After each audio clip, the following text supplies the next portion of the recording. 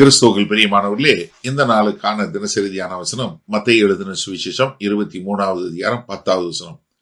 மத்தேயு 23:10. Matthew 23:10. நீங்கள் குருக்கள் என்றும் அழைக்கப்படாதிருங்கள், கிறிஸ்து ஒருவரே உங்களுக்கு குருவாய் இருக்கிறார். இப்ப 8வது வசனத்துல நீங்க யாரையும் போதகர் அழைக்காதீங்க, ஏன்னா உங்களுக்கு போதிக்கிறது கிறிஸ்து ஒருத்தர் தான் அப்படின்னு சொல்லிட்டாரு.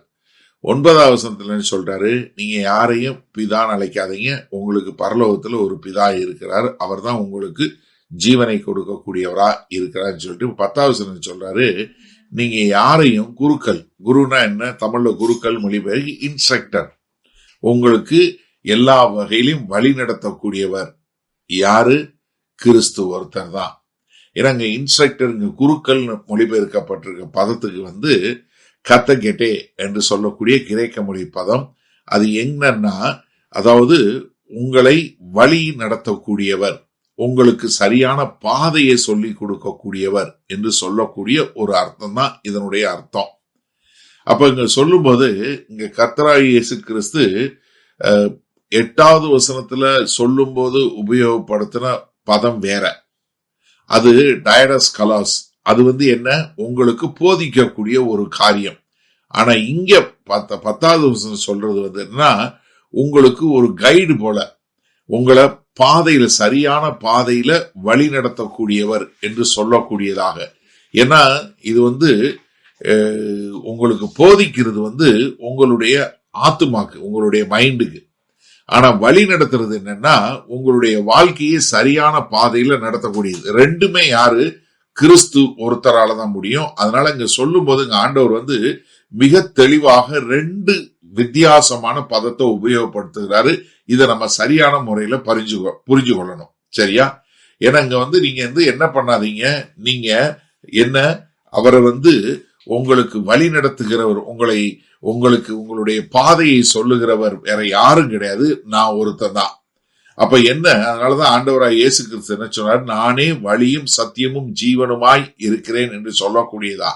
அப்ப என்ன, பூமியில யாரையும் என்ன பண்ணாதீங்க, எனக்கு என்னை வழி நடத்துகிறவர் என்று சொல்லி ஒருத்தரை சொல்லாதீங்க.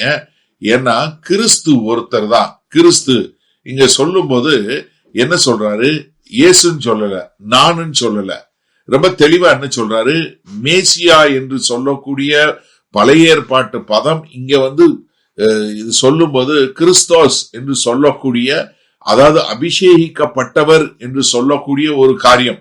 ஏன்னா உபாகம் 18வது அதிகாரம் 15 18 வரை உள்ள வசனங்களை சொல்லும் போது என்ன சொன்னாரு, என்னை போல ஒருத்தர் எழுப்புவாரு, அவருக்கு நீங்க செவி கொடுங்கன்னு சொல்லி பழைய ஏற்பாட்டிலே சொல்லப்பட்ட யாரு, இவர் தான் அவர் என்று சொல்லக்கூடியதாக.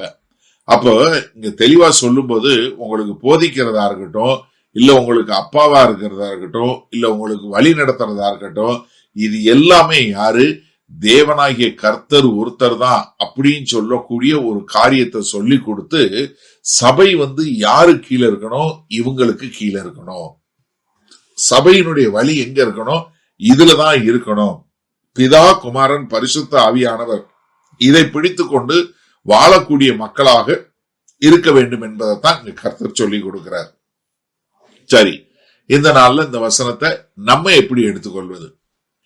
இப்போ உங்களுக்கு யாரு உங்களுடைய வாழ்க்கையினுடைய வழிய சொல்லி கொடுக்கிறது, வாழ்க்கை பாதையை யாரு உங்களுக்கு சொல்லி கொடுக்கிறா? கொஞ்சம் யோசிச்சு பாருங்க. இப்ப இயேசு கிறிஸ்து உங்களுக்கு வழியை சொல்லி கொடுக்கிறாரா, இல்ல வேறவங்க சொல்லி கொடுக்கறாங்களா? கொஞ்சம் யோசிச்சு பாருங்க. ஏன்னா நம்ம வாழுகிற கலாச்சாரத்துல இன்னைக்கு நம்ம நிறைய குருக்கள் வந்துட்டாங்க, வழிகாட்டி கொடுக்கிறவங்க, நாங்க உங்களுக்கு வழி கொடுக்கிறோம் அப்படின்னு சொல்லக்கூடியதா. இத நம்ம நிறைய இதுல பாக்குறோம். இப்ப நிறைய அங்கங்க இங்கங்கன்னு ஒரு ஆளுங்க ஏதோ ஒரு தாடியை வளர்த்துக்கிட்டு இல்ல எதையாவது பண்ணிக்கிட்டு பண்ணக்கூடியவங்களா இருக்கிறாங்க. ஏன்னா இவர் தான் இந்த குருட்ட போனேன், அந்த குருட்ட போனேன் அப்படின்னு சொல்லக்கூடியதா. இப்ப ஒருவேளை நீங்க போதிக்கக்கூடியவங்களா இருக்கிறீங்க, இல்ல நீங்க ஒரு குருவானவராய் இருக்கிறீங்கன்னா, நீங்க என்ன பண்ணணும்னா, உங்களுடைய வாழ்க்கை எப்பவுமே என்ன இருக்கணும், உண்மையான கிறிஸ்துவை காட்டி கொடுக்கக்கூடியதாய் இருக்க வேண்டும். நன்றாக தெரிஞ்சு கொள்ளுங்க. நீங்க ஒரு போதிக்கக்கூடியவர், இல்ல நீங்க ஒரு குருவா இருந்து வழி நடத்தக்கூடியவர் அப்படின்னு சொல்லி சொன்னா, ஏன்னா இன்றைக்கு நம்ம சபைகள்ல வந்து ஆங்கிலிக்கன் சர்ச்சஸ் என்று சொல்லக்கூடிய சிஎஸ்ஐ சபைகள்ல வந்து குருவானவர் தான் சொல்றோம். ஏன்னா இங்க ஆண்டவர் சொல்றார், நீ குருவானவர் கூப்பிடாதராங்கிறாரு. எப்படி? கிறிஸ்து ஒருத்தர் தான் உங்களுக்கு குருவானவர் சொல்றாரு. ஆனா நம்ம வந்து இன்னைக்கு ஆங்கிலிக்கன் சபையில என்ன சொல்றாங்க, குருவானவர் தான் சொல்லி கொடுக்குறாங்க. ஆனா இங்க வந்து அப்படி சொல்லாதன்னு ஆண்டவர் சொல்லி கொடுக்கிறாரு. நம்ம எப்பயுமே ஆண்டவருடைய வார்த்தையை வாசிச்சு அதுக்கு எதிராக செய்யக்கூடிய மக்களா தானே இருக்கிறோம். அப்ப நீங்க யோசிச்சு பாருங்க, நீங்க வந்து போதிக்கிறவங்களா இருந்தாலும் சரி, இல்ல வழிகாட்டுறவங்களா இருந்தாலும் கர்த்தரை காட்டி கொடுக்கிறீங்களா? வல்லபிதாவே, இந்த அருமையான நல்ல நாளுக்காய் நன்றி. ஆண்டவரே, இதோ இந்த நல்ல நாள்ல நாங்கள் கற்றுக்கொண்டோம்.